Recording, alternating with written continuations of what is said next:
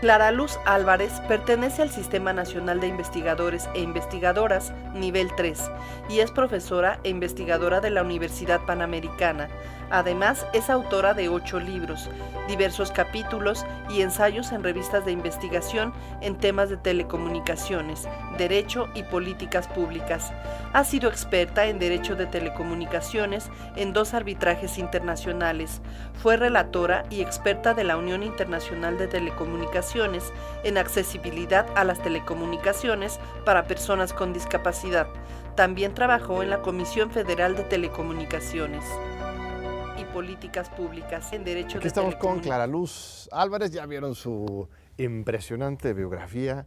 Un honor estar contigo aquí en la máxima casa de estudios, querida Clara Luz. Muchas gracias a ti por la invitación. Pues eres una de las grandes expertas en telecomunicaciones, medios, derecho satelital. Es un privilegio tenerte porque luego los abogados se encierran en un otro tema y tú eres un abogado muy humanista, muy amplio. Yo quisiera empezar con el asunto de los medios de comunicación. Recordando, recientemente hicimos un programa especial en el PUEDS, el programa Democracia que tengo el honor de dirigir, recordando los 12 años del movimiento Yo Soy 132, un 11 de mayo, hace 12 años, una confrontación con Peña Nieto en La Ibero, que fue apenas el detonador para una causa juvenil, generacional muy importante a favor de la democratización de los medios de comunicación. Y después, el año después, 2013, se aprobó una ley, una reforma a los medios que supuestamente iban a hacer válido este sueño de democratizar los medios. ¿Hasta qué punto se han cambiado las cosas en estos últimos 12 años y hasta qué punto sigue válido, vigente, necesario esta exigencia de democratizar los medios de comunicación? Bueno, yo me gustaría poner un antecedente para la audiencia juvenil que no le tocó cuando en este México uno veía la televisión o escuchaba la radio y ya sabías que era lo que el gobierno permitía que dijeran. Y había un férreo control tanto del gobierno como de los concesionarios de radio y televisión. Se difundía lo que se permitía y lo que querían que nosotras como ciudadanas escucháramos. Pasaron los años, y bueno, te tocó también estar cuando fue lo de la ley Televisa en el año 2006, y seguían teniendo un elevado poder. Podemos decir que aquellas personas políticas que no estuvieran en la pantalla o no se les escuchara en el radio, era como si no existieran. Viene el movimiento precisamente de Yo Soy 132, donde viene una exigencia, una nueva exigencia de democratizar los medios y junto con otras reformas llamadas estructurales en el año 2013, se reforma la Constitución mexicana, en la cual, dentro de otras cosas, se establece un derecho de todas las personas que habitamos este país de tener acceso a Internet, a la televisión, a la radio, a las tecnologías. Ahora bien, junto con esto, no podemos omitir que también hay una evolución tecnológica que va de la mano. Porque muchas veces pensamos, ponlo en la Constitución y ya, el mundo va a cambiar. No es cierto. El estar en la Constitución no nos garantizó que todas las personas tuviéramos acceso a Internet en este país. Aún hoy día hay 10% de la población que no tiene ningún servicio de telecomunicaciones.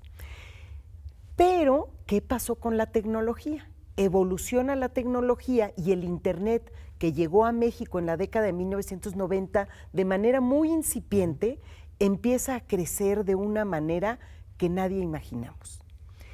Y en el año 2013 o 2014, cuando se expide la Ley Federal de Telecomunicaciones y Radiodifusión, uno de los focos era buscar que aquellos grandes grupos de poder mediático como Grupo Televisa o de telecomunicaciones como América Móvil, Telmex, Telcel, pues no siguieran ejerciendo ese poder tan elevado que tenían.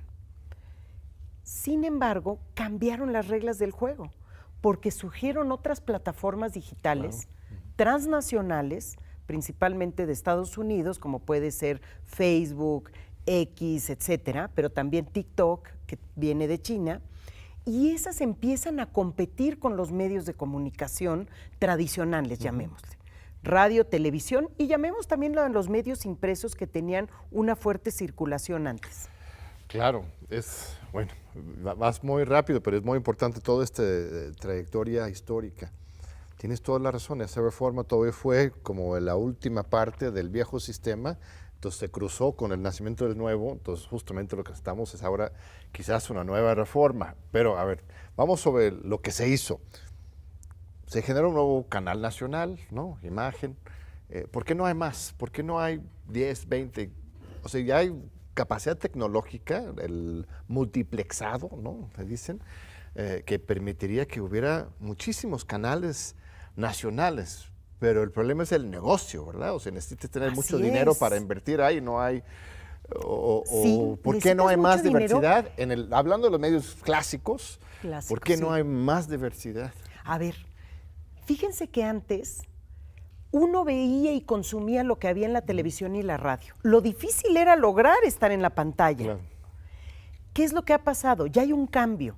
Ahora lo que se busca es la atención de la audiencia. Ya no importa si estás en televisión o en internet o en radio. ¿De qué manera logro atraer esa atención de la audiencia?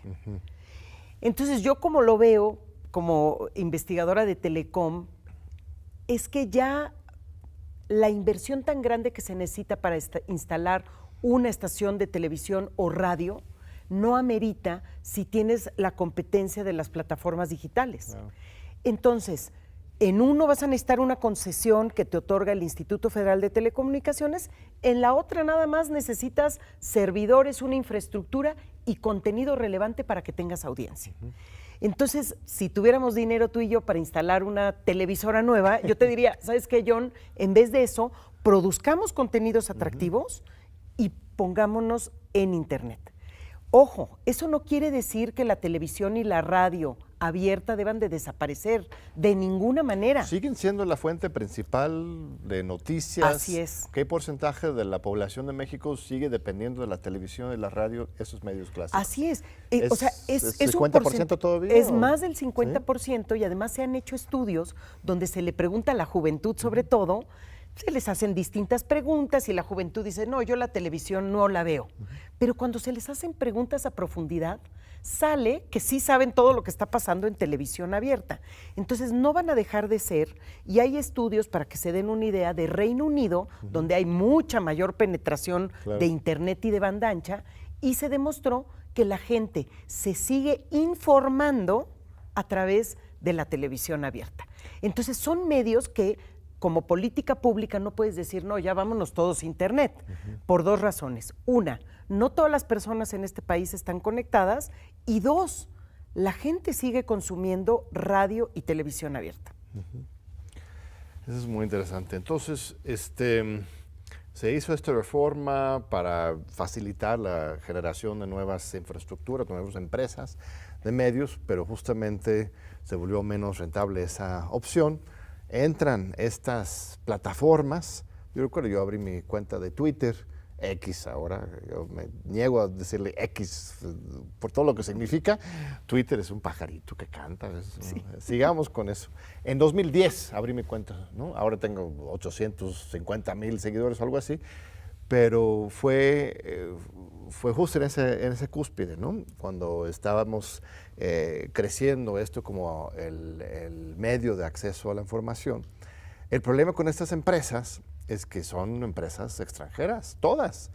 No tenemos, o sí, alguna en plataforma mexicana como tal que sea popular. Supongo que existen algunos marginales, pero no hay una plataforma mexicana ni latinoamericana. O sea, todos son de los Estados Unidos, de China, TikTok, ¿no? Esto implica un viraje radical en los últimos 10 años, ¿no? Así es. Entonces, el control que tenían en antaño las televisoras y las radiodifusoras, que podían, digamos, presionar al poder político, de repente eso se va y pareciera que se cambia el control hacia las plataformas digitales. Y ahí vienen otros riesgos. Entonces, por un lado tenemos un ecosistema mexicano donde tienes una elevada concentración en el sector de telecomunicaciones con América Móvil, Telcel, Telmex y demás empresas afiliadas, que a pesar de esa reforma de 2013 que buscó limitar su poder, pues han pasado los años y no los han limitado. Y podríamos platicar de eso mucho. Siguen tan poderosos como antes. En el caso de Telcel sigue teniendo el 70% del mercado ¿70%? de banda ancha móvil y de telefonía móvil, para que nos demos una idea. Entonces también nos cuestionamos qué tanto funcionó esa reforma. En lo personal creo que estamos mejor después de la reforma de 2013 que antes de ella. Pero también hay que ver cuáles son los cambios que ahora necesitamos. Ahora, pues yo no he visto una preocupación, hablando de democratización de los medios, como la había hace 10, 15, 20 o 30 años en México, donde era Televisa, TV Azteca, qué dice el gobierno, qué permite decir, ya esa discusión quedó fuera. Ahora tenemos otras discusiones, por ejemplo, hablabas de Twitter y de X, con su ahora dueño, Elon Musk, que está teniendo algunas decisiones que pueden impactar en la libertad de expresión y el derecho a la información de todas nosotras. Entonces, ¿dónde va a estar la regulación? ¿O se puede regular eso a pesar de que sean extranjeras? Sí. Entonces, es un debate que corre, si se quiere, de manera paralela a la histórica democratización de los medios. Sí. Y bueno, ahorita que acabamos de pasar épocas electorales, tendríamos que decir que en 2007 hubo una gran reforma en cuanto a elecciones y medios, que tuvo implicaciones en los spots que se difunden, en que es el INE el que los distribuye. La gran pregunta es, ¿y se tendrá que hacer algo para regular esa comunicación política en estas plataformas o no? Y bueno, ahí, dependiendo de con quién ustedes hablen, les podrá decir una versión u otra, pero pues son cuestiones que hay que discutir. O eliminamos las restricciones que hay en radio y televisión ahora, o incorporamos a plataformas, o cuál es el modelo de política de comunicación en los medios. Ya no solamente pensar en radio y televisión, sino en lo que ahora se está consumiendo. Pues a mí me parece justo y necesario y urgente alguna regulación en este espacio, en general, en las redes sociodigitales y específicamente en el terreno electoral, porque de lo contrario tenemos una ley de la selva. Y una de las ventajas del marco jurídico mexicano, tanto en materia electoral como en telecomunicaciones, que son de interés público las dos esferas. O sea, todo el ámbito de telecomunicaciones es federal, son concesiones públicas que se otorgan y tienen la responsabilidad pública atrás, aunque se utilicen para el lucro. Y el modelo de regulación electoral mexicano también siempre es blindar el espacio público frente a la intervención indebida de poderes fácticos, privados, gubernamentales, narcotráfico, etc. Entonces son dos ámbitos del derecho derecho constitucional en general, mexicano, que son ejemplares y que ahora los están aniquilando estas nuevas realidades, ¿no? Sí, y ahí es donde yo creo que deberíamos de cuestionarnos, y por eso es bueno la historia. Fíjense, cuando empezó la regulación a la radio y la televisión abierta, se justificó enormemente porque ocupan el espectro radioeléctrico, exacto, que es un bien de dominio de la nación. Ahí es donde el Estado mexicano y generalmente todos los países decían, yo te regulo porque estás utilizando un bien de dominio de la nación. Y ahora lo que se dice es, bueno, pero es que Internet ya no tiene el gobierno. Y ahí es donde yo creo lo que tú mencionas es donde tenemos que cambiar ese discurso. Si la nueva plaza pública y donde se está informando la sociedad mexicana ya no utiliza frecuencias del espectro radioeléctrico, pero sí tiene una incidencia en la democracia, ahí puede ser que se justifique una regulación aunque no utilicen un bien de dominio de la nación. Entonces, yo sé que esto es muy polémico, pero creo que deberíamos empezar a discutirlo, porque las cosas van cambiando. Ya hoy decir que las grandes plataformas pueden operar libremente porque Internet es libre y nadie lo gobierna, me parece que ya suena del pasado.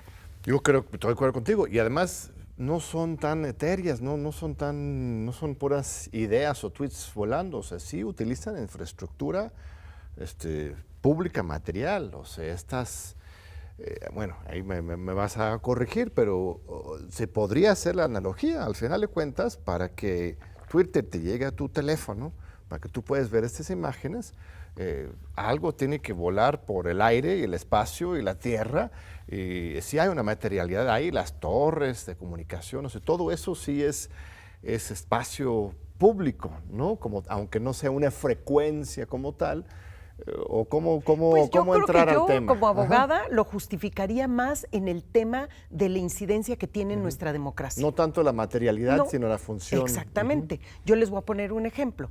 Imaginen que yo voy a poner un restaurante de tacos. Pues no voy a utilizar mi casa y ahí voy a poner mi cocina y tarara. Sin embargo, hay un interés público de que no vaya a contaminar a mis comensales. Por tanto, se justifica una regulación aunque yo no esté utilizando nada. No puedo discriminar a los comensales, por ejemplo. Había denuncias, ¿no? De poner de un lado a los de una clase a otra clase. Esto es ilegal, ¿no? Exactamente. Entonces, es mi casa donde estoy abriendo mi taquería o mi tortería y sin embargo hay un interés público irregular. Por eso yo creo que no habría necesidad de eso. Y lo vimos en estas elecciones. Y quiero insistir que a veces se dice que la democracia, hay personas que votan sin razonar su voto. Mi experiencia es que independientemente del nivel de escolaridad, independientemente del nivel socioeconómico, no importa eso. La democracia finalmente también son sentimientos y son pasiones. Claro. Y todas nos tocó ver cómo se difundían noticias que eran evidentemente falsas, pero si comulgabas con ese partido, esa corriente, lo difundías como si fuera la verdad suprema. Entonces, ese tipo de cosas como las noticias falsas, el discurso de odio, es algo que ya lo hemos comentado en Tlatelolco Lab, que es una gran iniciativa. Ahí se ha hecho énfasis todo lo que el discurso de odio está teniendo en contra de las democracias. En la Unión Europea eso se ve como un tema de seguridad nacional, claro, el discurso de odio y las noticias falsas, porque ya están quebrantando el respeto que se tenía en las instituciones. Y todo eso es en el espacio virtual. Muy bien, vamos a tomar una breve pausa y ahorita regresamos para continuar con este diálogo muy importante con la doctora Clara Luz Álvarez sobre uno de los temas más candentes de estos momentos en nuestra democracia mexicana. No se vayan. Continuamos con nuestro diálogo muy importante con Clara Luz Álvarez, doctora en Derecho, experta en medios de comunicación, Derecho telecomunicaciones, Derecho satelital. Ahora, el tema de la regulación de las redes sociodigitales, porque redes sociales son las que existen entre nosotros, son verdaderas redes sociales, nos la han expropiado este concepto, esos son plataformas digitales en todo caso. Un argumento que ellos utilizan para defenderse, ya abordamos uno, ¿no? Decían, bueno, nosotros no usamos las concesiones del Estado, entonces déjenos en paz. Otro argumento que ellos utilizan es que somos meros intermediarios, ¿no? Twitter, Facebook, TikTok, no producimos nosotros contenido, no somos medios de comunicación, sino que somos intermediarios entre diferentes personas físicas y morales. Entonces, por lo tanto, regularnos a nosotros es afectar la libertad de expresión, ¿no? Entonces, ¿cómo contestarías o cómo contestas ese argumento desde un punto de vista jurídico a favor de la defensa de los derechos ciudadanos? Bueno, yo diría dos cosas. Una, sí son intermediarios, pero también detrás de ellos hay algoritmos en los que te hacen un perfilamiento y cada persona ya nos tienen bien diseñada para ver cuál es la publicidad, cuáles son los mensajes que te empiezan a mandar. Entonces, yo diría, sí son intermediarios en el sentido que yo posteo lo que a mí se me antoja. Sin embargo, también tienen ciertos algoritmos que están trabajando tras bambalinas y que tienen una repercusión. Entonces, para lo que conviene, Ellos simplemente, cada quien sube lo que quiere. Pero lo cierto es que también tienen mecanismos que potencian el discurso de unos e inhiben el de otros. Entonces ahí ya yo creo que se cae su discurso de a mí no me regules. Más bien, transparenta de qué manera lo estás haciendo. Tú mencionabas Twitter, la plataforma X, que ahora tiene otras funcionalidades donde no solamente te llega lo que de las personas que sigues, sino te dicen, aquí hay cosas que te pueden interesar. O sea, son esas pequeñas como dulces, ¿no? Ya sé que te gusta el chocolate, te pongo un chocolatito para que caigas, ¿no? Y eso les va generando a ellos también cierto negocio y también pueden ir conduciendo las discusiones. Entonces, yo les diría, a ver, son dos cosas. Una, no es que tú estés diciendo que se sube o que no, aunque tienen sus términos de servicio, que también es otro tema que podemos platicar, pero por otra parte también hay algoritmos que ahí operan. Hacen toda una curaduría, ¿no? Como alguien que pone una presentación en un museo, ¿no? Presentan, o en un supermercado, ¿no? ¿Qué es lo que está enfrente cuando llegas para que lo compres y qué producto se esconde hasta atrás? Todo este trabajo del algoritmo, y además esto les genera ingresos directamente. Totalmente. O sea, ellos venden el posicionamiento de los productos. Entonces son negocios que están, como dices, modelando la expresión de la gente y la opinión pública. Por lo mismo deberían rendir cuentas, pero es fascinante porque nosotros mencionaste el Tlatelolco Lab, tenemos un laboratorio digital por la democracia que depende del programa Democracia, Justicia Social que creamos hace unos 3 años. Tú estuviste en la inauguración, el lanzamiento, y es un muy distinguido miembro del Consejo Asesor de nuestro decálogo de hechos digitales.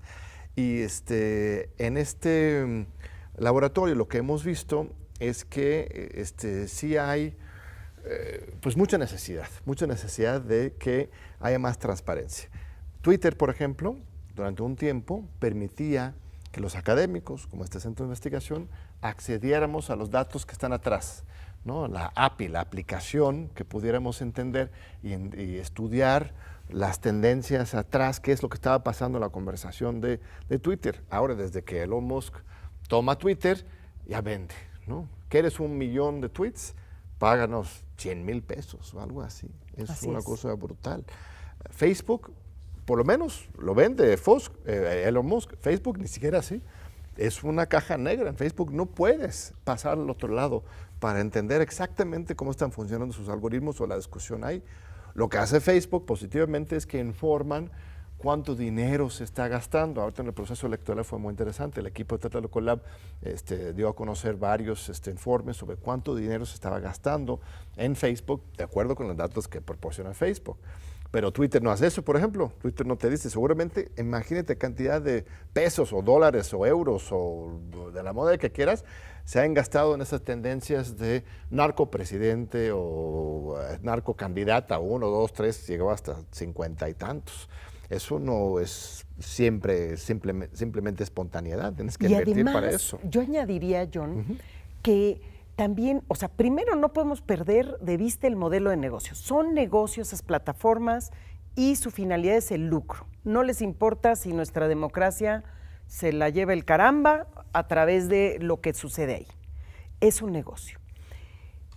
Pero además, todas ellas funcionan con lo que ellas llaman la autorregulación. Y está bien, o sea, no estoy en contra de la autorregulación. La pregunta es, autorregulación es, yo me impongo las reglas, algunos les dicen términos de servicio, las reglas de la comunidad, lo que ustedes me digan, pero se las autoimponen. La gran pregunta es, ¿sigue justificándose una autorregulación o es momento que haya una intervención del Estado? Y esto es polémico a nivel mundial. Se imaginarán que los intereses en juego son impresionantes porque las plataformas tienen muchísimos recursos, siembran sus ideas y sus mensajes clave por todas partes y entonces es difícil abrir brecha porque todo el mundo dice, si así ha funcionado, déjenlo funcionar. La pregunta es, ¿tiene que seguir así? Y pongo una analogía, otra vez me voy a la historia. Cuando surgió la telegrafía en el siglo XIX, eran inventos. No había una regulación de los estados-nación. Claro. Pero cuando empezó a crecer, entonces los estados-nación se dieron cuenta que había un tema para regular. Lo mismo, podemos hablar de la radio AM. La radio AM empezó espontánea y cada quien ponía su radio y salían las señales, hasta que se dieron cuenta que si cada quien subía su radio AM, había tal interferencia que ni para Dios ni para el diablo. Entró la regulación. Y este es el momento en el que creo que nos tenemos que empezar a dejar atrás ese discurso de que el Internet es una zona libre que nadie la toca y pensar qué cosas como México consideramos de verdadero interés público para que se tenga que intervenir. Y cuando se decide intervenir, tenemos que pensar bien el objetivo que queremos lograr y que sea algo que no sea demasiado gravoso. Permítanme un ejemplo. Es como si ahorita hay un mosquito rondando por aquí y yo en vez de agarrar mi mano y aplastarlo o un matamoscas y matarlo, saco una escopeta y le doy un bang. Eso es lo que no debemos de hacer. O sea, debemos de decir, a ver, ¿cuál es mi interés público? Por ejemplo, yo tengo preocupación por la niñez y la juventud, porque la niñez y la juventud están en mayor riesgo que los adultos, ya para bien o para mal ya estamos más torticiditos, ¿no? Que aún así, si empezamos a recibir noticias tendenciosas o solamente ver de aquí para allá, estoy perdiéndome lo que pasa del otro lado. Y ese es el camino de la polarización que no nos lleva a nada bueno. Entonces, ¿qué es lo que tenemos que proteger además de la niñez y la juventud? Y ahí es donde yo creo que el gobierno mexicano sí tiene que empezar. Quizá no decirles no puedes hacer nada o tienes que hacer todo y tienes que verificar cada cosa que se publica. Bueno, no, eso es materialmente imposible, pero creo que sí hay caminos para hacer que transparenten, que haya una rendición de cuentas, evitar que algún momento pueda, por ejemplo, ahorita lo que se discute en Estados Unidos es si Elon Musk, al tener esa presencia y esa propiedad de Twitter, está menoscabando la presencia del presidente Biden y favoreciendo la de Trump o no. Claro. Y eso puede tener una influencia en una democracia impresionante, ¿no? Manuel Castells, que fue padrino del Tlatelolco Lab, consultamos con él, él nos acompañó cuando creamos el laboratorio, estuvo aquí en este programa hace año y medio, y él decía que de plano tendríamos que seguir el ejemplo de Lázaro Cárdenas. Así como Lázaro Cárdenas expropió el petróleo, que fue el bien central de la nación, sigue siendo, hoy deberíamos defender de manera muy plena y franca la soberanía en materia de redes sociales, a someter a las empresas transnacionales o incluso, pues no sé, no he hablado explícitamente de expropiación, pero sí de tomar pasos firmes y sólidos para defender el control nacional, que implica no un nacionalismo estatista, sino un nacionalismo democrático. O sea, defender la nación es defender los procesos democráticos, porque no hay un gobierno mundial. Bueno, hay quienes se creen los que gobiernan el mundo, pero no hay elecciones mundiales, no hay democracia en esa esfera. Lo único espacio en que sí hay democracia y participación es lo nacional. Entonces, la defensa de la soberanía en esta materia debería ser, pues, tajante, ¿no? O no te preocupa pues tanto ahí, eso. Yo diría, ahí les pondría mi ejemplo del mosquito que anda por ahí, pues no sacar la escopeta, pero sí necesitamos hacer algo con ese mosquito. Ahora, ¿cuál es el Pero no nivel? son mosquitos, son Bueno, monstruos. Son unos monstruos. O sea, Elon Musk y Zuckerberg, estas personas pueden tumbar gobiernos. O si de repente decidieran que les cae mal el gobierno de Claudia Sheinbaum o cualquier cosa que esté pasando políticamente en México, ya mencionaste el caso de Trump, ya tendrían menos decoro, pudor para, bueno, vamos a tumbar a un gobierno. Entonces, si no tenemos controles. Sí, ahí yo creo que sí tienen un poder impresionante, porque además la gente se toma por verdad todo lo que hay ahí en una red social, porque lo diga quien sea quien lo diga. Y recordemos que en estas plataformas digitales se van haciendo esos como islas donde me aíslan del otro, de la otra persona, de la otra visión, y ese es un caldo de cultivo fatal para una democracia. Bueno, quizá no mosquito, es un moscote, pero yo creo que México se tiene que preguntar ¿qué es lo que quiero alcanzar? ¿Quiero eliminarlas? Bueno, creo que no es para tanto, pero sí quiero regularlas. O generar nuevas cosas, ¿no? O generar nuevas cosas. O también, uno que no deberíamos de dejar de lado es la alfabetización mediática. La alfabetización mediática tendría que ser desde chiquitos, o sea, no se crean todo. Hay otro gran tema que es todo el tema de la publicidad. La publicidad es otro gran tema donde ahora a través de influencers o alguien que se hace pasar por una persona casual, están haciendo publicidad, están animando a hacerse cirugías, a tomar medicina, a no vacunarse o sí vacunarse o lo que sea. Entonces sí hay un interés ahí que regular. Yo soy de la idea, si habláramos de temas de democracia que inciden en la democracia, está toda la justificación para regular esa plaza pública. Sí. ¿Qué? Pues ahí es donde vendría el detalle, el diablo está en los detalles. Si hablamos de publicidad, mi opinión es que el marco jurídico actual, tanto de protección al consumidor como en derecho sanitario, permiten que tanto COFEPRIS como Profeco pudieran actuar para detener y eliminar toda aquella publicidad que pudiera ser engañosa o que no cumple con los requisitos. Pero bueno, las plataformas sí se sienten como que aquí nadie me regula. Y me gustaría tocar el tema del periodismo de investigación. Una de las cosas que a mí me preocupa sobremanera es que como ya mucha gente consume noticias a través de estas plataformas digitales, ya no se van a los medios que invierten en el periodismo de investigación, que es carísimo, que están arriesgando la vida en terreno buscando la noticia, porque ¿qué pasa con estos medios?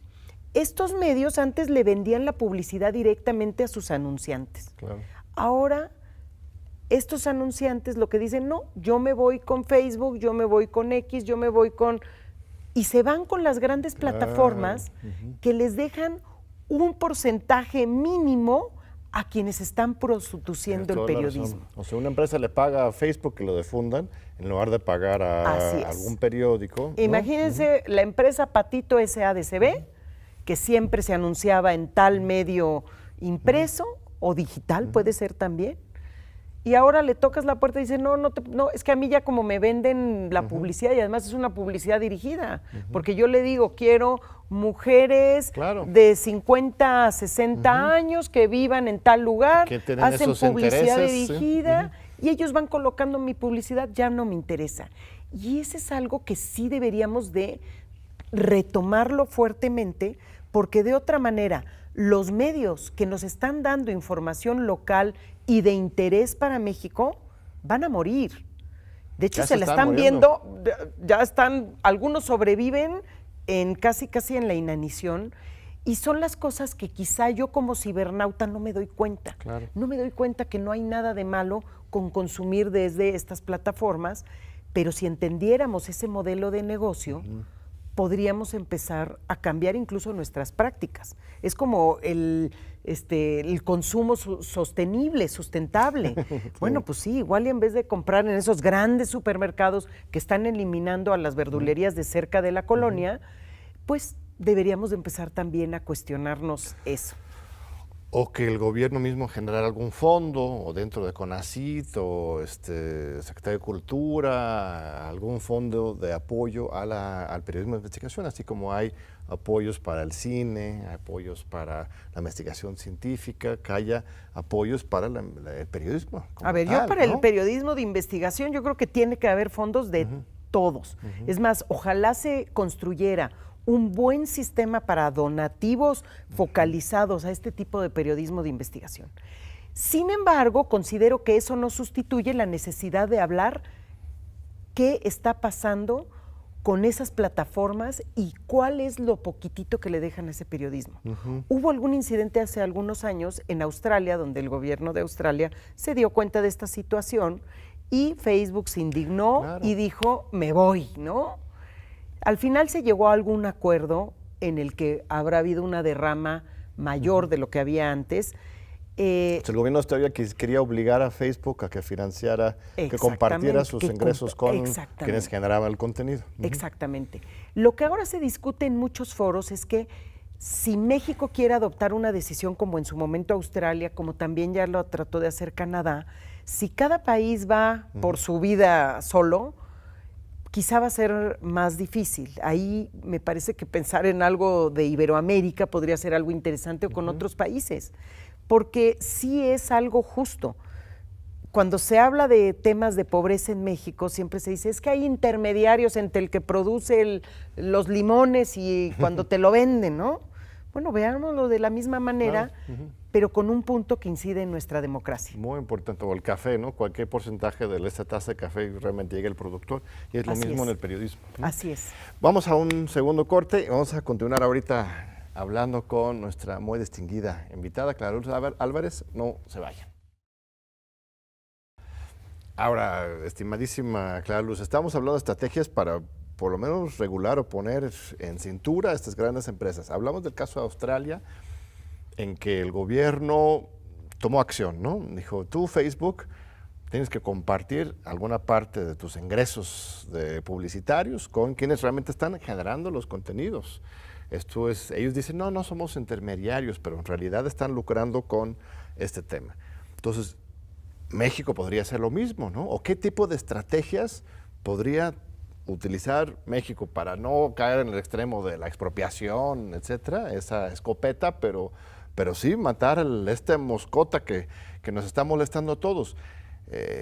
México podría decir, mira, lo mismo, Facebook comparte con los medios locales, ¿no? Podría decir, mira, si no haces una mejor regulación de contenidos, vamos a dejar de pagarte a ti mismo publicidad. O sea, ¿cómo realmente tener una respuesta al otro lado? Porque estos señores, Zuckerberg, Elon Musk, no es que estén así como muy angustiados en general por el bienestar de la sociedad, ¿no? No, y Hay su que finalidad es pues. el lucro, o sea, Eso es lo que no podemos perder de vista. Fíjense, creo que hay un tema que es el periodismo de investigación, que sí me gustaría retomar en un momento, y el otro tema fue lo que hicieron las empresas anunciantes en Facebook hace algunos años. Las empresas anunciantes dijeron, oye, aquí hay mucho discurso de odio, por más que tengas tus reglas y tus máquinas que bajan contenido y los sensores, tarará, seguimos viendo que nuestros anuncios aparecen junto a discurso de odio.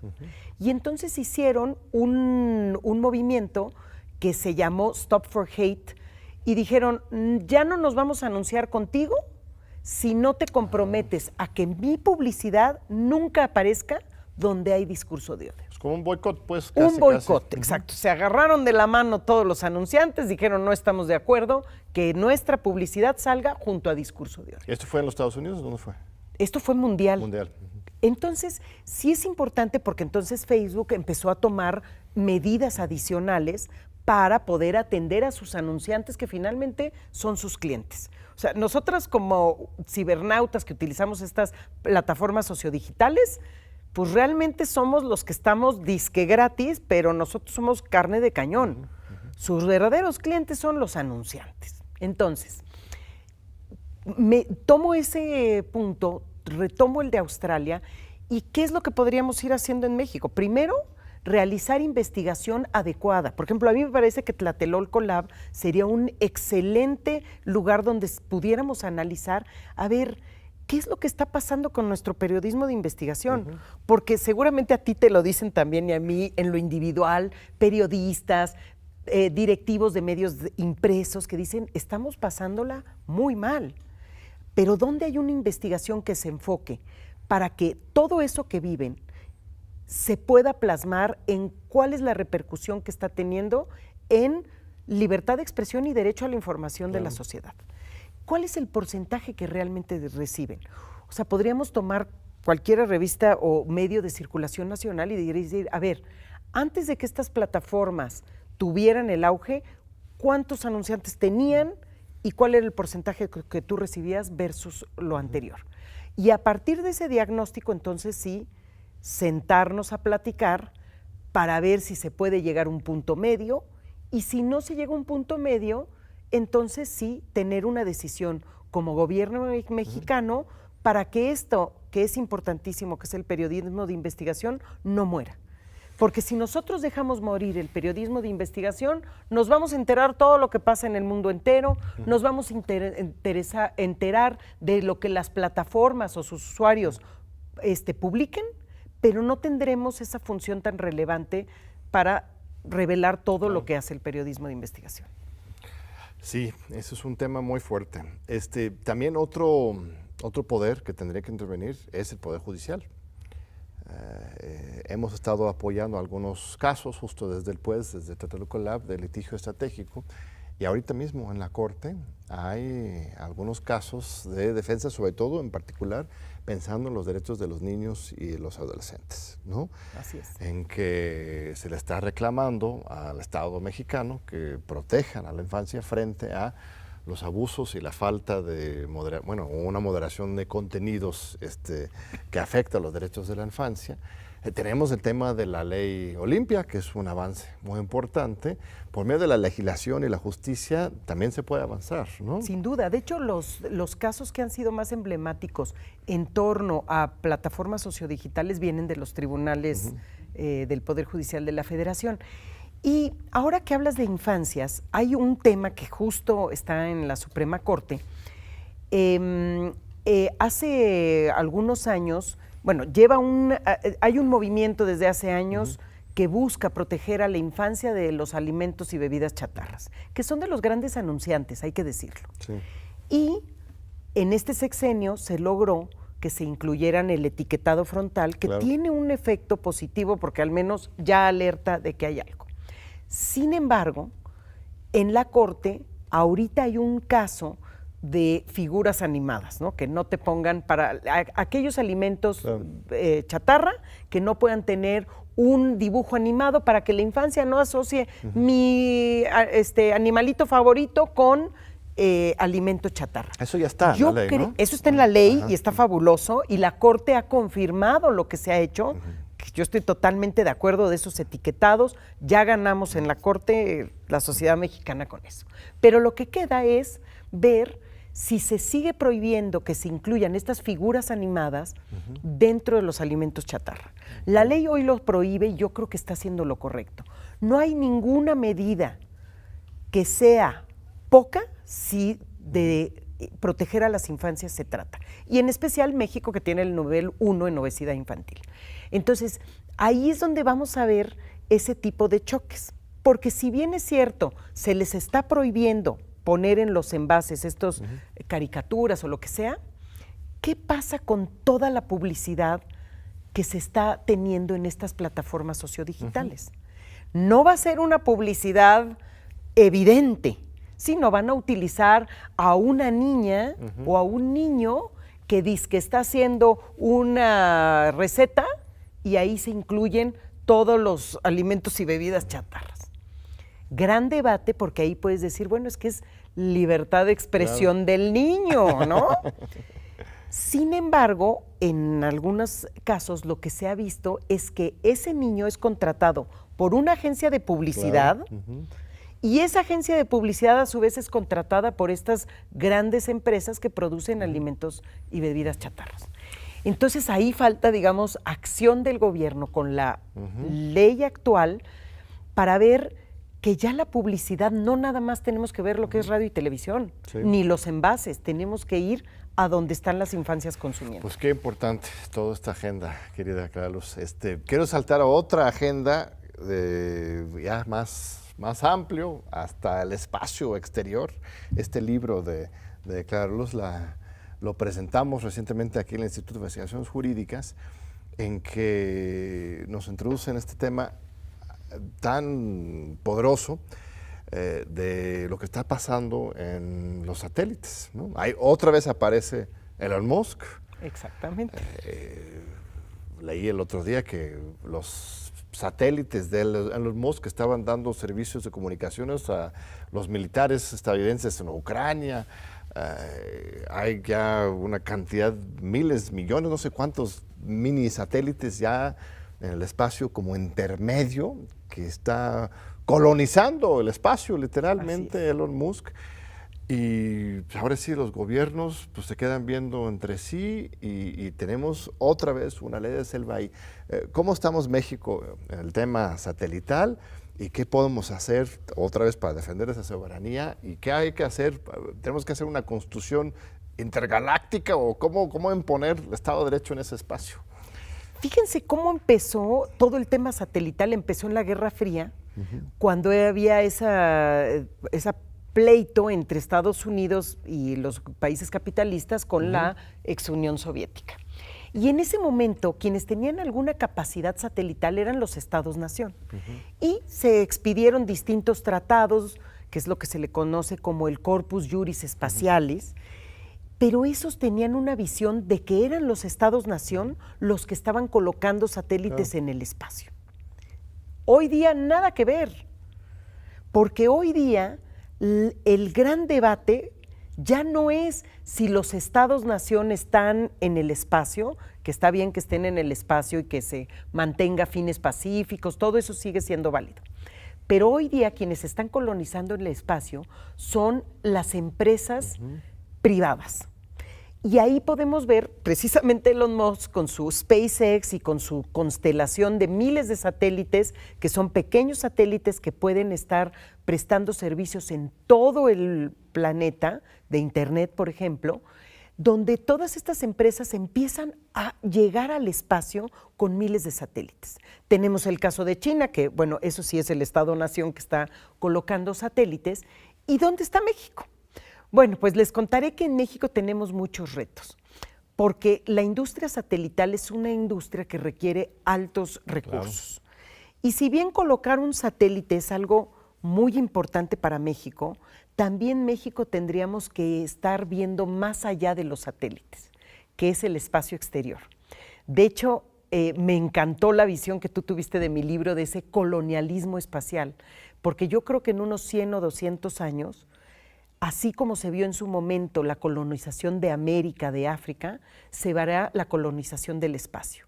Porque en el espacio exterior, llámese los cuerpos celestes como la Luna o los planetas, son ricos en recursos naturales, en minerales, en agua. Y ya aquellos países que tienen la tecnología para estar en el espacio, ya están en el espacio. Y aquellos países que tienen dinero, como Arabia Saudita, ya se dieron cuenta que en vez de estarse peleando por conquistar la tierra, tienen que ver más allá. Y ahí es algo que como México tenemos que pensar en el mediano y largo plazo. Claro. Si no invertimos hoy, que no pensemos dentro de 50 años de por qué nos quedamos en la parte de hasta atrás. ¿Tan importante como invertir en el petróleo, lo dirías? O sea, así como estamos haciendo una refinería, ¿tendríamos que estar haciendo naves espaciales? Yo invertiría en naves espaciales y no en una refinería. ¿Por qué? Porque la refinería, pues ya el petróleo ya está siendo sustituido en muchas cosas. Pero lo satelital no va a acabar. Lo satelital te permite hacer observación de la Tierra, puedes perseguir al crimen a través de los satélites, puedes ver cómo está el clima espacial. Si logramos desarrollar una industria aeroespacial sólida, en vez de ser consumidores de tecnología, nosotros vamos a ser quienes vendamos esa tecnología. Y los países que están en esta industria aeroespacial, 5, 10 países. ¿Dónde nos queremos colocar? Yo optaría, yo sé que es polémico, porque el tema energético todavía traemos un bagaje histórico que nos hace seguir anclados en el pasado. Pero si queremos invertirle al futuro, no dudaría un segundo que invertiría en la industria satelital y espacial. Y no necesariamente es uno o el otro. Pues, ya hicimos podríamos ir en paralelo. Eso igual genera ingresos a mediano plazo, y con esos mismos ingresos podemos invertir en lo satelital, pero eso es mucho dinero para esto. O sea, sí vale la pena realmente. Vale la pena. Bueno, como dices, también en el mismo Internet, regresando al otro tema, pero ojo, con eso John, podemos tener soberanía. ¿Sí? Para que cuando me vean dentro de algunos años este programa digan, oye, ¿cómo dijiste eso? A ver, si México decide invertir en la industria aeroespacial, tiene que pensar que su retorno a la inversión no va a ser de corto plazo. Claro. Entonces, quien decida apostarle, no nos vamos a arrepentir como país, pero que no exijan que en 6 años ya tengamos ingresos. Claro. Tenemos que pensar en 20 años, en 30 años, pero lo vamos a recuperar todo. Porque acuérdense que en la industria aeroespacial no es solamente convertirnos en SpaceX que lanzas cohetes. Hay muchas cosas que podemos hacer, empezando por investigar temas espaciales. Entonces, no nada más queremos competir para tener Cabo Cañaveral 2 en México. Hay muchas cosas que podemos hacer de la industria. Y hoy por hoy, ¿cuántos satélites tenemos o Bueno, cuántos aquí cohetes tenemos? penosamente, satélites mexicanos, tenemos 2 del gobierno mexicano y tenemos 5 en cuestiones privadas. Hay un tema de política pública que es un ancla para que México despegue. Sí tenemos muchos satélites extranjeros que prestan servicios en México, pero hay una cuestión que se llama la reserva de Estado, que es como, imagínense que tengamos un autobús de 40 pasajeros y la reserva de Estado les dice a los que tengan satélites en México, tú dame de tus 40, dame 15 lugares. Y eso hace que nadie quiere invertir como satélite mexicano. ¿Qué pasó con América Móvil? Para poner un ejemplo, América Móvil prefirió invertir en satélites en Brasil que en México, porque si no, le quitaban esta reserva de Estado. Pero tú pensarías que la fuente de inversión sería más bien privada, no público. ¿No imaginas un gran programa público de intervención, de inversión? Yo invertiría como gobierno mexicano en la investigación. Y fíjense lo que ha hecho durante las últimas décadas el gobierno estadounidense. Llegó un momento donde dijo, yo voy a poner un paso atrás, pero sí voy a financiar a los privados para que ellos desarrollen. Es un esquema, no sé si se comparta, pero creo que investigación en México sí se tiene que invertir. Y eso, pues, podría ser un punto medio. No me gasto muchísimo, pero no suelto el dedo de que México tiene que ser un país que le opuesta a lo aeroespacial. Pues se nos acabó el tiempo, queridísima Clara Luz. Han sido temas fascinantes que nos hacen pensar y reflexionar.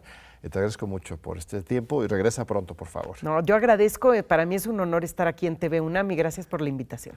Pues es tu casa, la casa de todos los mexicanos, las mexicanas. Muchas gracias de nuevo por estar con nosotros aquí en los Diálogos por la Democracia de TV UNAM y te esperamos de nuevo en 8 días, nuestra querida audiencia.